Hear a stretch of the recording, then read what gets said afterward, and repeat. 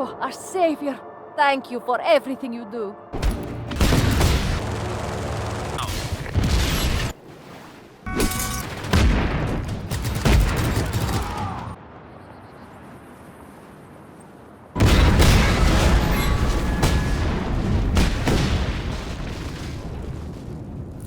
Welcome, ladies and gentlemen, to another First Contact analysis, this time with the Xbox One release of Just Cause 3 from the guys and girls over at Avalanche Studios and Square Enix.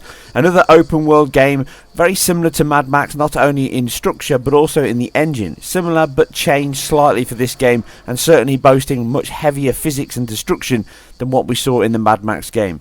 But what does it run like, what's the performance like, and certainly how does it play? Well, I have my hands on the Xbox One version, as I say. I haven't got a chance to get the PS4 or the PC versions just yet, but by the time you watch this I will probably have them and have that covered in my head-to-head.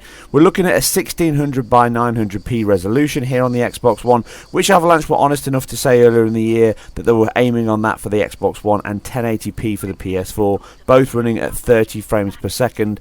Certainly the Xbox One is. I haven't played the PS4 version as I'm recording this, but I would imagine a 30 1080p presentation will be the same, with very similar visual settings. But what do you do and who do you play? He's a secret agent, is our Rico, but he's Rico Suave, and the voiceover is more of an Antonio Banderas impression. Not exactly the best one I've ever heard, but if the game does have its tongue firmly in its cheek and it doesn't take itself too seriously. Yes! You came just in the nick of time. The Ravelos militia would have killed me for sure. Nice work, Mario. You learned a thing or two since I left. Yeah, you're not too bad yourself, huh? You still don't cover yourself. You must always cover yourself. This is pure insanity! And Far Cry 4 lovers will certainly feel very at home here. This is basically a very similar structure and setup to that game, and even has a very similar look to it at times, which means a lack of any real PBR solution within the game's engine and pipeline. And obviously, as I've said before, the lack of any PBR in games is the single biggest change this generation, and any game that doesn't support it is going to end up looking like a last gen upport. And unfortunately, Just Cause 3 does look a little like it was aimed at last gen and then ported over to this gen, and certainly doesn't look as modern or as up to date as what you would expect, but that doesn't stop the game looking very nice in places. It's certainly got a very dense open world with huge draw distance, great foliage and shadow quality. The load-in is not too bad, there is a bit of popping, you can notice it, but overall it balances itself very well to give you long view distances with which to plan your next move, which is a good point to move on to how the game actually plays and its story, or lack thereof. Basically, an oppressor is ruling the world and you've got to come and destroy all the outposts and take it all back using the gang. It's Far Cry 4 in presentation and playstyle, but it's a lot more bombastic, and Enrico Suave's gone down the, not the James Bond route of secret agent, but more of the John J. Rambo style. But he's not going anywhere! I bet the cannon still works.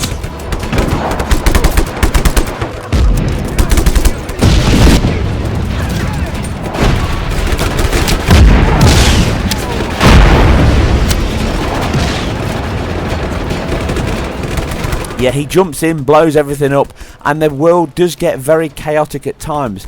But as you can see, even with the day one patch installed and the pre-day one patch which I've tested, there is no change on the resolution.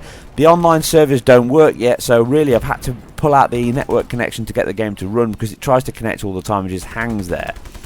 Now, the game is fun. It's a great barrel of fun. You can drive, fly, blow up, run, shoot, swim, use your parachute, use your wingsuit. You can go where you want, but pretty much all you need to do is blow everything up and kill everything that you see. You meet people, do missions in any order you want to do, and explore the world as you see fit. But the biggest problem with the game is, unfortunately, it doesn't feel complete, and it feels like it's a great idea that's not quite finished yet. The game has crashed on me 3 times. There's memory leakage problems definitely there, and that also transfers over to huge loading times as it's decompressing the whole game and then packing it into the RAM so that it keeps the whole world running in very small streaming bursts, which means that when you're driving across the world it doesn't suffer too bad from judder and stutter as it loads in, but you do get points occasionally when that happens, but by and large it's quite a smooth experience. But you do get incredibly long loading times, and if you play more than an hour or so, it can actually take nearly 15 minutes to reload a save, I've found. And this just looks like memory leak issues where it's clearing out RAM. Some of the AI goes mad, the physics can react really oddly. And unfortunately, on top of all these problems, the performance with a game that's totally designed around blowing stuff up and having this chaotic, dramatic world doesn't perform very well at all. In my test so far, we're looking at a low of 17 frames per second. And this can be really bad, and compounded by the fact that along with this, the actual physics engine itself and animation system then gets slowed down, which is like a hark back to the old 16-bit days where the whole game just slows down in presentation. Even though the frame rate might actually still be hitting 30, it feels like you're running and turning through treacle. A good indication we're looking at an animation and physics system that are linked. Now on top of this, you get some adaptive VSync running on the game, and it can tear quite happily in the top third section, but to be fair, you'd be hard pushed to notice it. I'm obviously prone to this kind of thing, and my analysis picks that up anyway, but obviously it is a big part of the game, and it's helping just keep that frame rate north of 15 probably if it wasn't in place. Like I say, the game does feel like it needs a little bit more time in the oven, and the Xbox One release, although fun and certainly doesn't ruin any of the experience and enjoyment you can have, because the game is marketed on huge bombastic explosions and epic action. It can be a little bit of a letdown when you create situations like you're seeing here and further on in the video, and the frame rate and the actual control system just feels really sluggish.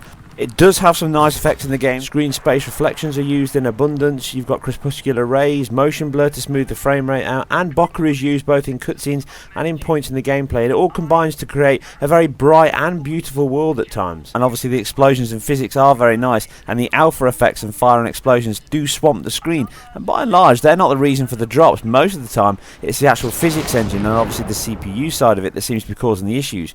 You can see here from my tests as I dodge these explosions, it pretty much holds a solid 30 FPS. But once you throw in greater draw on the actual CPU and obviously the GPU with all the buildings inside and the vehicles and the destruction, it then drops down and we see these epic slowdown moments and obviously frame drops. The engine overall is very impressive, and certainly the physics engine is both impressive and the core aspect of what the game is built around. Along with its obviously procedural destruction, everything pretty much can be broken down into little pieces and little chunks. Everything in the game is assembled in smaller parts, not made in complete units, so as you blow things up, they splinter, collapse, break down to smaller parts, and obviously the force itself can blow other objects, explode other objects, and blow people and buildings across the scene. But like I say, there's so much going on, it can cause slowdown on these machines. I haven't played the PC version, so I do not know how it runs, but it can cause some issues. Certainly the motorcycles, the physics engine and the driving is terrible on them. They barely work at all, bouncing around like pogo sticks. Cars work much better, planes, helicopters are very good as well, and the world does feel very dense, and they have delivered a very impressive engine and a demo piece here, but it, like I say, it just feels a little rough around the edges, and some of the bugs and issues can actually force you to turn the game off because it frustrates you so much by having to reload saves, or like I say, the few crashes that I've already experienced. Anti-aliasing seam is a typical post-process solution which works reasonably well to manage some of the jaggies, but you do get a lot of shimmer and distant objects, and this is obviously compounded by the 900p resolution, and you do see some of the mixture in the texture filtering as you can see here on the road. But I'll cover far more in my head-to-head across all three versions and find which version of Rico runs best on which machine in this full-blooded blow shit up simulator. Anyway, that's all for now. I hope you guys and girls enjoyed this. If you did, then please hit the like and the subscribe button because I really appreciate it and it helps me immensely. Leave all your thoughts and your feedback below. And as I said before and I'll say again, I'll see you guys and girls soon on the next one. Who's next? Authorizing a tactical response team.